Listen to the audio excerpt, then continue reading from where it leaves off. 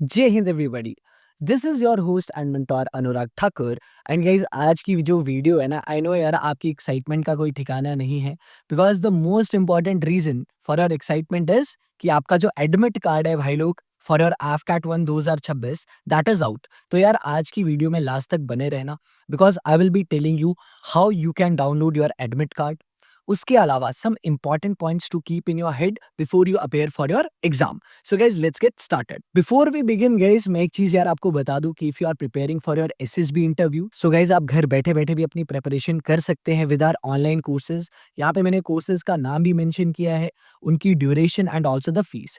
किसी को कुछ भी इंक्वायरी या इन्फॉर्मेशन चाहिए होगी guys, you can text on WhatsApp on this number, so my team will help you out with all the necessary information. अब गाइस रही बात यार कि एडमिट कार्ड को कैसे डाउनलोड करना है। देखो सबसे पहले मैं आपको ना एक वेबसाइट का लिंक दूंगा कमेंट सेक्शन में भी एंड डिस्क्रिप्शन बॉक्स में भी।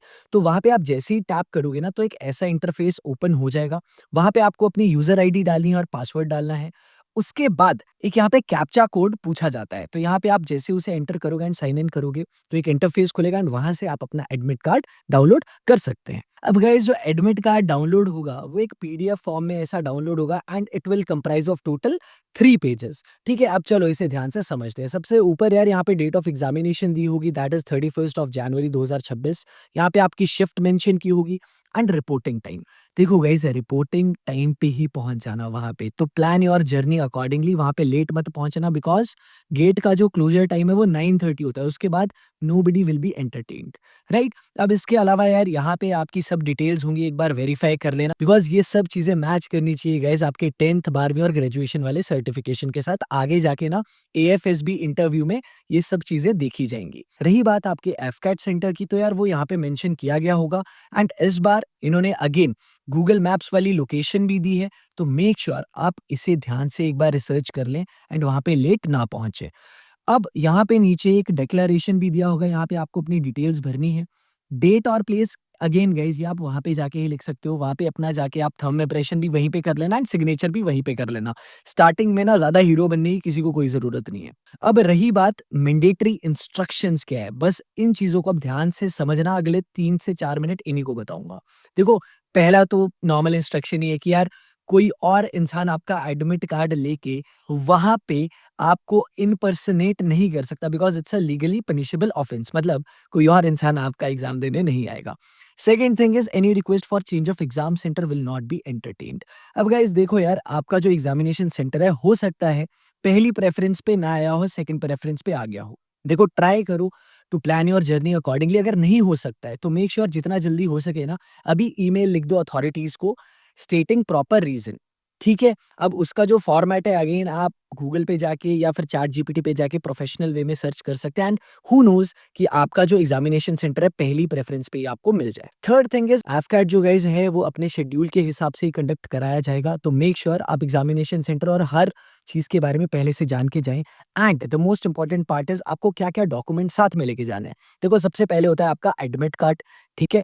उसके बाद आपको अपना आधार कार्ड लेके जाना है and any valid photo identity card. वैसे तो आधार कार्ड है ही आपके पास, बट इसके अलावा यार अगर आपके पास आपका ड्राइविंग लाइसेंस या let's say voter ID types भी है ना, जो आपने ऑनलाइन रजिस्ट्रेशन फॉर्म में एक ऐड ऑन किया था, तो उसे भी ले जाओ। उसके बाद गाइस ये चीज बहुत बच्चे भूल जाते हैं, that is your 2 passport size colour photographs. ठीक है, अब देखो यहाँ से एक जो पिक्चर है ना, वो यहाँ पे लगती है। ठीक है, जहाँ पे आपने ऑलरेडी वैसे अपलोडेड पासपोर्ट साइज़ फ़ोटो है, बट यहाँ पे भी एक वहाँ पे उनके सामने आपको लगानी पड़ेगी और एक आपको एडिशनली लेके जानी है फॉर द सेफ्टी पर्पज़। उसके बाद आपको कौन से पेन कैरी करने हैं, आप ब्लू और ब्लैक पेन लेके जा सकते हैं। ट्राई करना 2 से 3 पेन लेके जाओ, ताकि आपका अगर पेन ना चले तो भाई आप यूज़ भी कर लो।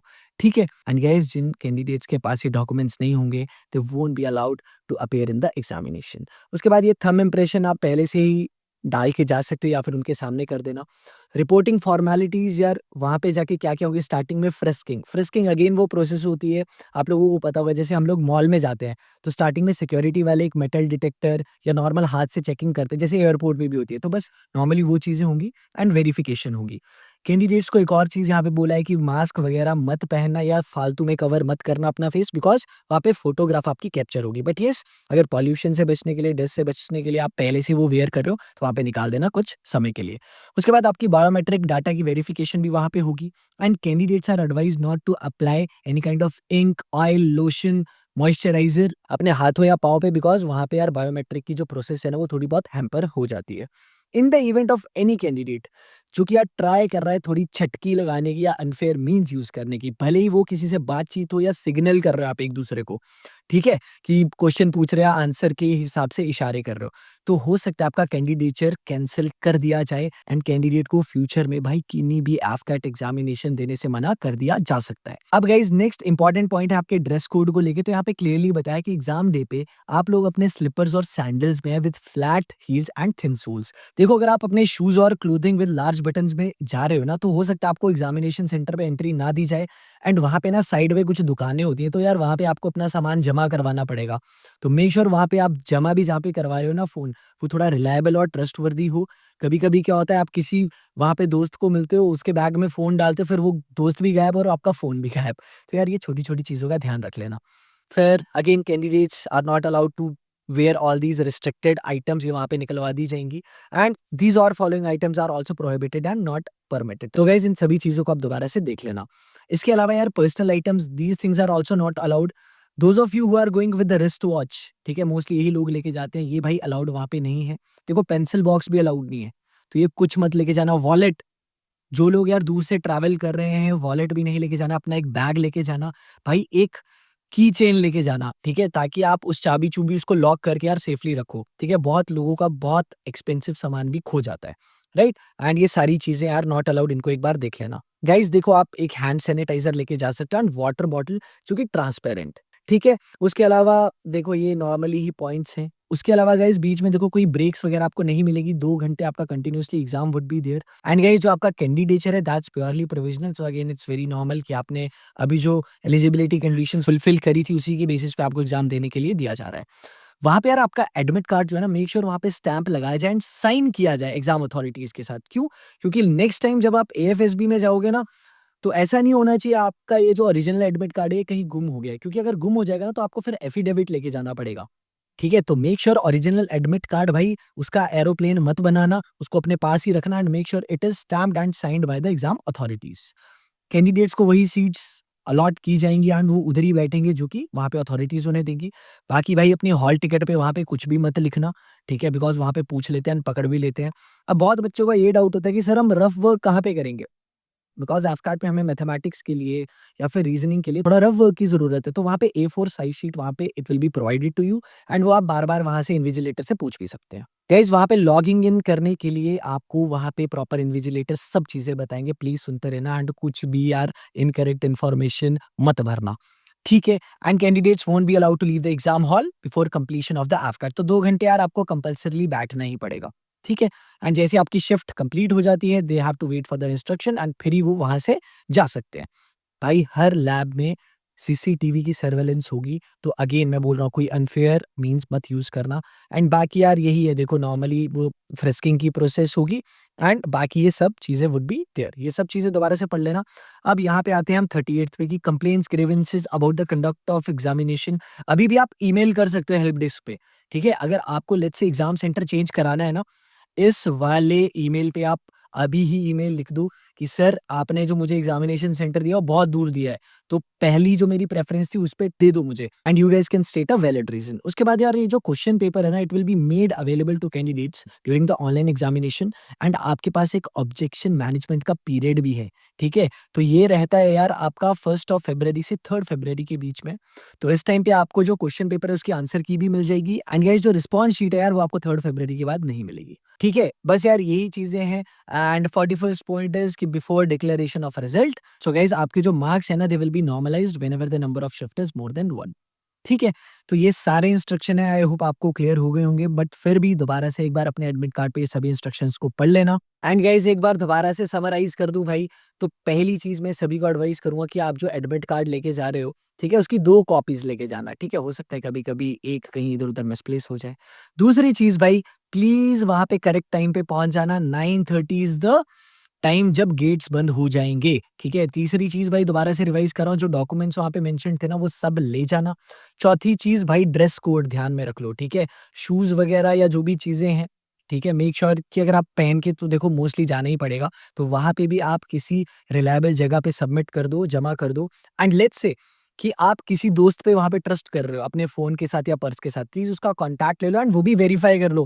बीच में आपको पता है इस टाइम पे ना बहुत ज़्यादा लोग ऐसे भी घूमते हैं जो कि एग्ज़ाम देने नहीं आए होते हैं, ठीक है? वो बाहर होंगे, मे बी आपसे बातचीत करेंगे बट वो बाद में एग्ज़ामिनेशन सेंटर में बैठेंगे भी नहीं, बट वो अपने बैग में आपका फ़ोन या पर्स ले लेंगे, फिर वहाँ से गायब हो जाएँगे। तो यार ऐसी चोरी डकैती के सीन बहुत ज़्यादा होते हैं। Please stay aware and focus on your examination.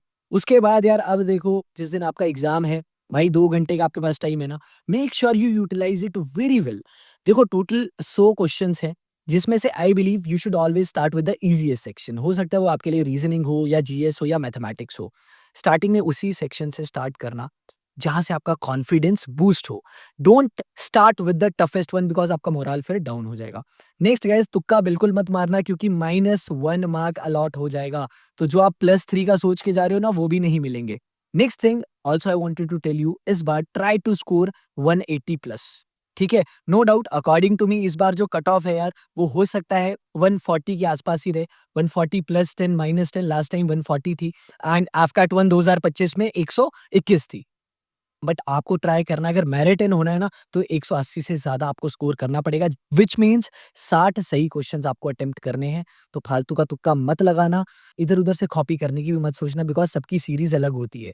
ठीक है? Sequence of questions is different तो ऐसा मत सोचना उसका अगर ऑप्शन ए उसने लिखा है तो वो क्वेश्चन भी सेम है, ऐसा बिल्कुल नहीं होता है। ठीक है?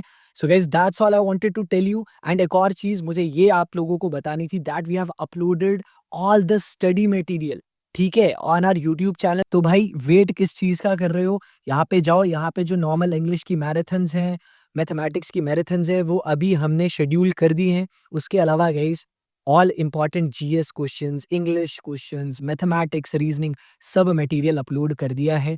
ठीक है? तो मेक श्योर आप जाएँ, यहाँ पे ना मैंने ऊपर आई बटन में प्लेलिस्ट को रख दिया है। तो मेक श्योर इस पे टैप कर लेना, जाके रिवाइज़ करो and guys make it happen this time. And guys for those of you who are preparing for AFCAT number 2 2026 हमारी जो रिटर्न कोर्स की रजिस्ट्रेशन है वो स्टार्ट हो चुकी है एंड गाइस इसकी जो कॉस्ट है that is 3499 and 25% off will be there for all the NCC cadets. इनकी जो एडमिशन है यार 2 मार्च तक है। बाकी ये जो कोर्स है ना ये बहुत अच्छे वे में स्ट्रक्चर्ड है कि मंडे टू थर्सडे गाइस इसके रिकॉर्डेड लेक्चर्स ही होते हैं एंड बस फ्राइडे और सैटरडे ही ना आपकी लाइव क्लासेस होंगी for your doubt session and for summary of the entire classes that were covered Monday to Thursday. इसके अलावा रेगुलर टेस्ट होते हैं संडेज को and daily English and quant की असाइनमेंट्स भी मिलती है एंड गाइस एक चेरी ऑन केक इज कि यार 50% ऑफ सभी स्टूडेंट्स को मिलेगा जो कि रिटर्न क्लियर करेंगे on your SSB coaching that you will be taking from our end. So guys this is again a very great deal so what are you waiting for just join us now and prepare well for your AFCAT examination. So guys that's all here from my end. Take care and Jai Hind.